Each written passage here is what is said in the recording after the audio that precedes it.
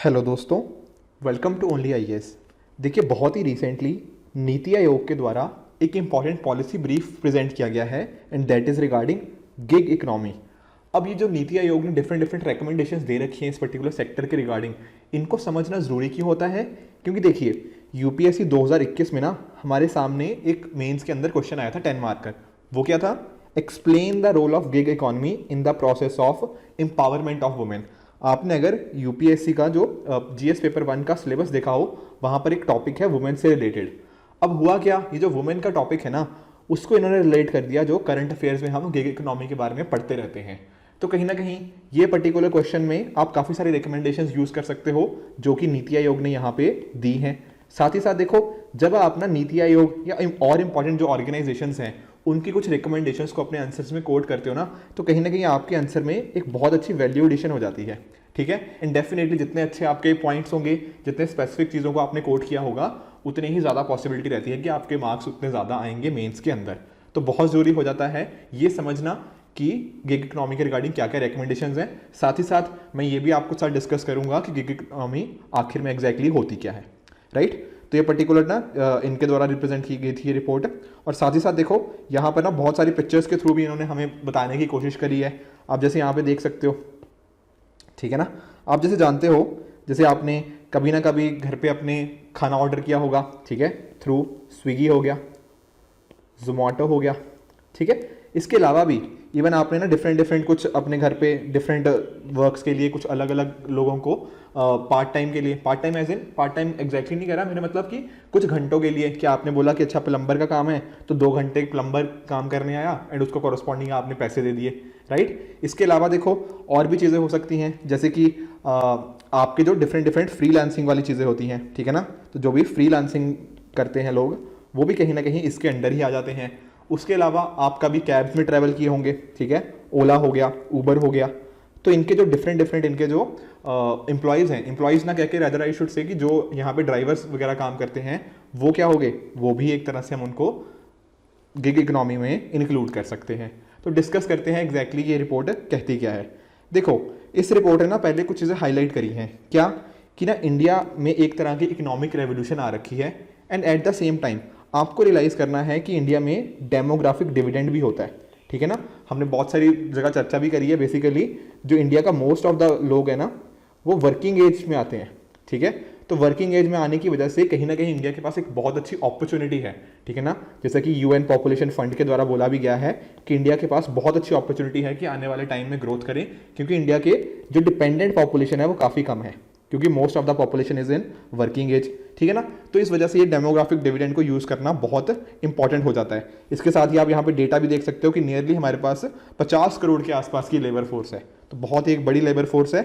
अब इसको अच्छे से यूटिलाइज करना हमारी एक मेजर रिस्पॉन्सिबिलिटी बन जाती है। यहाँ पे इन्होंने गिग इकोनॉमी की डेफिनेशन भी प्रोवाइड करी हुई है। ठीक है ना, बेसिकली उस टाइप के लोगों को गिग वर्कर बोला जाता है जो कि कुछ ऐसे लाइवलीहुड्स में इन्वॉल्व होते हैं जो कि ट्रेडिशनल एम्प्लॉयर एम्प्लॉय अरेंजमेंट में नहीं आते। जैसे ट्रेडिशनल केसेस में देखो क्या होता है, आप जनरली अपने ना कभी आप पापा को, अपने मम्मी को इमेजिन करो, उन्होंने मोस्ट ऑफ द मैं सबके लिए नहीं कह रहा, बट जनरली आपने एक चीज़ नोटिस करी होगी कि पहले क्या होता था कि उन्होंने एक पर्टिकुलर ना ऑर्गेनाइजेशन के साथ ज्वाइन किया और शायद उसी पर्टिकुलर ऑर्गेनाइजेशन के साथ वो जिंदगी भर काम करते रहे, है ना। बट आप यही आज के टाइम पे सोचो, आज के टाइम पे जब गिग वर्कर आ चुके हैं, इवन जो फ्रीलांसिंग की मैं बात कर रहा था, इसमें क्या हो रहा है, इसमें तो आप डेली अलग अलग किसी एम्प्लॉयर के साथ काम कर रहे हो। तो ये जो ट्रेडिशनल एम्प्लॉयर एम्प्लॉय अरेंजमेंट है ना, इसके काफ़ी परे जा चुकी है जो गिग इकोनॉमी है। ठीक है, साथ ही साथ यहाँ पे जनरली होता क्या है कि प्लेटफॉर्म का यूजेज होता है। जैसे आप देखो ना, ओला की जो बेसिकली ऐप है, ठीक है ना, तो एक तरह का वो प्लेटफॉर्म हो जाता है। उसके अलावा कुछ ऐसे भी होते हैं जो नॉन प्लेटफॉर्म होते हैं, बट जनरली हम जब बात करते हैं तब प्लेटफॉर्म जनरली हम इंक्लूड करके ही चलते हैं, but otherwise non platform based workers भी इसमें अंदर हो सकते हैं। ठीक है, कुछ और चीज़ें बता रखी हैं, वो इंपॉर्टेंट नहीं है, पर यहाँ पे ना कुछ ऐसा डेटा हो सकता है जो कहीं ना कहीं आपको हेल्प कर सकता है मेंस के अंदर कुछ कोड करने में। जैसे एग्जाम्पल के थ्रू बता रखा है कि अप्रॉक्सीमेटली 77 लाख, ठीक है ना, 77 लाख जो वर्कर्स हैं वो कहीं ना कहीं गिग इकोनॉमी में है। तो एक बहुत अच्छा खासा प्रपोर्शन हमारा गिग इकोनॉमी में है। और साथ ही साथ यहाँ पे फ्यूचर की प्रोजेक्शंस की भी बात करी गई है एंड अप्रॉक्सीमेटली ये 2029-30 तक नियरली 2.35 करोड़ हो जाएगा।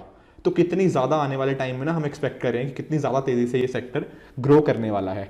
साथ ही साथ देखो, ऐसा नहीं है कि सिर्फ आप अगर सोचो कि अच्छा ये जो काम है सिर्फ लो स्किल है, नहीं, लो स्किल में भी अप्रॉक्सीमेटली 31% है, उसके साथ ही 47% कुछ मीडियम स्किल्ड वाले भी हैं, और एट द सेम टाइम 22% लोग हाईली स्किल्ड भी हैं। जैसे आपने ना कई बार देखा होगा कि अच्छा, जैसे आप सोचो कि आपने ना वेबसाइट बनानी है, तो काफ़ी बार आप ऐसा नहीं करते कि आप किसी एम्प्लॉय को हायर नहीं करते, आप क्या करते हो, किसी XYZ पर्सन को दे देते हो, उसको बोल देते हो कि हाँ तुम अच्छा मेरे से ना 10,000 ले लेना, मेरी वेबसाइट डिज़ाइन कर दे। वो आपका एम्प्लॉय थोड़ी ना हुआ, उसने तो एक तरह की फ्रीलांसिंग करी है।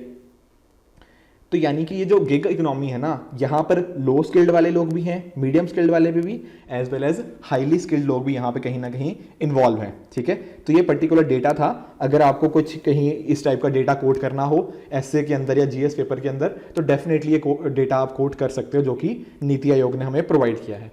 इसके साथ ही देखो कुछ और रिकमेंडेशंस दे रखी हैं, ठीक है ना। मोस्टली ये जो हमारी जो रिपोर्ट है ना, ये रिकमेंडेशन पे बेसिस है कि रिकमेंडेशंस क्या क्या हो सकती हैं।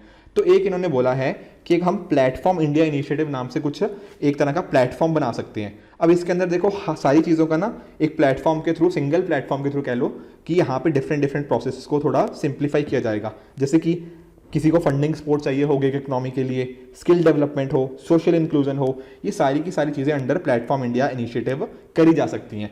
देखो जैसे ना इन्होंने एग्जांपल दिया है स्टार्टअप इंडिया का। अब स्टार्टअप इंडिया इनिशिएटिव के अंदर भी तो यही होता है कि अलग अलग लोगों को हम एक तरह से इंसेंटिवाइज कर रहे हैं, उनको फंडिंग सपोर्ट प्रोवाइड कर रहे हैं, कुछ स्किल डेवलपमेंट चाहिए हो तो उनको उसके साथ कनेक्ट कर रहे हैं। तो ये सारी चीज़ें अगर हम प्लेटफॉर्म इंडिया इनिशिएटिव कुछ ऐसा बनाएं एंड उसमें भी सिमिलर चीज़ें करें इन चीज़ों से सीख के, तो कहीं ना कहीं ये हमारी हेल्प भी कर सकता है, राइट। और एट द सेम टाइम एक इंपॉर्टेंट और रिकमेंडेशन है, देखो कुछ ऐसे इंडिविजुअल्स होते हैं जो कहीं ना बहुत ही रीजनल लेवल पे अपने उनके ना कुछ स्ट्रीट फूड बेच रहे हैं या कुछ और कुजीन बेच रहे हैं। तो अगर इनको भी हम एक प्लेटफॉर्म के साथ लिंक कर दें तो कहीं ना कहीं इन जो इंडिविजुअल्स हैं उनकी सैलरीज भी बढ़ सकती हैं, मतलब वो भी ज़्यादा पैसा कमा सकते हैं, so on and so fourth. यहाँ पर ये रिकमेंडेशन भी दे रखी है। साथ ही साथ इंस्टीट्यूशनल क्रेडिट का एक्सेस होना बहुत ज़रूरी है, ठीक है ना। देखो यहाँ पे सिर्फ ऐसा मत सोचो कि गिग वर्कर की ही बात हो रही है, ऐसा नहीं है। जो लोग अपना गिग मतलब ना इस सेक्टर में अपना एक बिजनेस स्टार्ट करना चाहते हैं उनकी भी बात है। तो कहीं ना कहीं उनको अगर अच्छे से हम इंस्टीट्यूशनल फाइनेंस प्रोवाइड कर पाएँ तो वो चीज़ हेल्प कर सकती है। साथ ही साथ फिनटेक नए नए प्लेटफॉर्म्स आ रहे हैं, उनको अच्छे से लेवरेज करना चाहिए, ठीक है।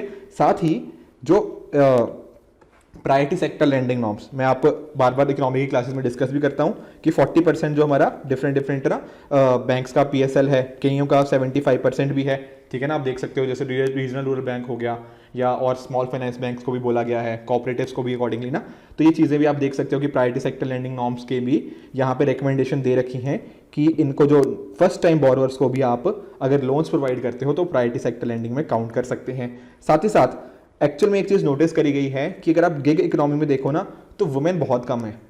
अगर स्पेशली मैं बात करूं, अगर गिग इकोनॉमी के जो दोनों साइड, मतलब चाहे एम्प्लॉयज़ की साइड समझ लो या एम्प्लॉयर्स की साइड, तो गिग इकोनॉमी में वुमेन का कंट्रीब्यूशन थोड़ा सा कम है अभी, बट उसी तरह से पर्सन विद डिसेबिलिटी का भी कम है। तो इनको लो एक तरह से स्पेशल एम्फेसिस देने की ज़रूरत है ताकि ये भी आगे आ पाएँ। साथ ही साथ स्किल डेवलपमेंट, जैसा कि मैं आपको बता रहा था, तो स्किल डेवलपमेंट भी इनकी करनी बहुत ज़रूरी है। इवन जैसे आप जानते हो ना कि स्किलिंग, साथ ही साथ अपस्किलिंग भी। अपस्किलिंग मतलब कि एक तरह से इनको ना कुछ और नए स्किल्स भी दिए जाएं ताकि इनके स्किल्स अपग्रेड हो पाए ओवर द टाइम। ऐसा नहीं है कि मान लो जैसे आप सोचो कि अगर कोई बंदा जोमेटो में एक तरह से डिलीवरी करता है तो कहीं ना कहीं क्या वो जिंदगी भर डिलीवरी ही करता रहेगा? प्रॉबेबली शायद हाँ, ठीक है ना। तो ज़रूरत क्या है कि एक तरह की अपस्किलिंग इनको करने की ज़रूरत है ताकि ओवर द टाइम ये कुछ बेटर बन पाएँ, कुछ और अपने आप में स्किल्स एडिशन कर पाएँ एंड अकॉर्डिंगली कुछ ज़्यादा अच्छे से और भी बेटर मैनर में कंट्रीब्यूट कर पाएँ, ठीक है। यहाँ पर देखो इन्होंने अपने जो डिफरेंट आप जानते हो गवर्नमेंट के डिफरेंट इनिशिएटिव्स हैं या डिफरेंट मिनिस्ट्रीज़ हैं, ministry of skill development entrepreneurship हो गया या फिर नेशनल स्किल डेवलपमेंट कॉर्पोरेशन, ठीक है ना, NSDC हो गया। इन पर्टिकुलर प्रोजेक्ट्स के थ्रू भी यहाँ पे काम किया जा सकता है, ठीक है। यहाँ पे हॉरिजॉन्टल एंड वर्टिकल मोबिलिटी, ठीक है ना। हॉरिजॉन्टल होता है इस तरह से मोबिलिटी, वर्टिकल होता है कि आप मान लो पहले कुछ इस पोजीशन पे थे एंड आपने एक तरह की ना प्रमोशन के थ्रू आप ऊपर चले गए, तो that is known as vertical mobility. तो ये कैसे आती है? ये स्किल्स से ही तो आती है, ठीक है ना। जब आप स्किल्स को अपने इंप्रूव करते हो तो उसकी रिगार्डिंग बात करी गई है। उसके साथ ही स्किल सर्टिफिकेट्स प्रोवाइड करने की बात है, ठीक है। इवन गवर्नमेंट का एक इनिशिएटिव भी है जो कि RPL के नाम से जाना जाता है, रिकॉग्निशन ऑफ प्रायर लर्निंग। तो उसी तरह से अगर ये जो गिग वर्कर्स हैं कहीं ना कहीं उनको डिफरेंट डिफरेंट स्किल्स सीखते हैं तो एक तरह के उनको स्किल सर्टिफिकेट प्रोवाइड करने चाहिए और उसके बेसिस पे ये अपना थोड़ा और बेहतर कमा सकते हैं। ठीक है, तो इस टाइप के रिकमेंडेशंस यहाँ पे दे रखे हैं।